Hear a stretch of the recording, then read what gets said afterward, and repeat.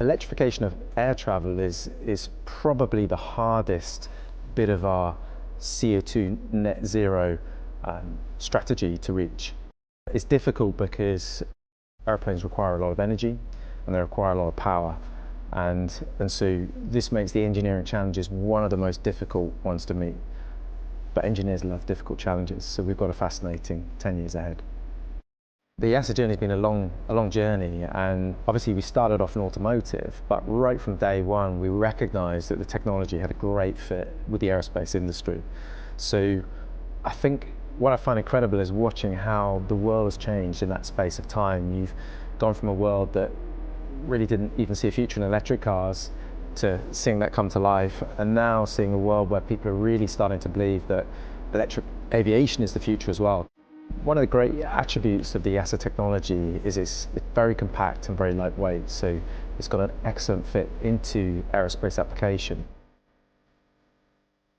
Obviously immensely proud to get the news that these world records are broken, and I think some of the feedback as well from Royce is that they were broken by such a significant amount, and having been involved in a few world record type projects before, this was really quite different.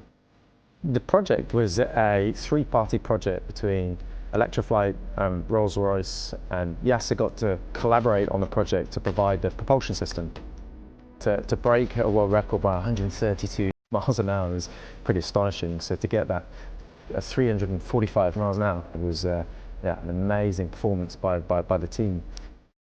My grandfather, Dr. Feilden, was involved with Frank Whittle in getting the first jet engines flying on aeroplanes. It was about 80 years ago. So it's an incredible bit of history that 80 years later, I've had the privilege of working on, first electric aircraft to travel at these kind of speeds. So I think he'd be immensely proud. I think he'd be fascinated in the way technology is evolving as well. So it was around 80 years ago that the first flight was taken with jet engines.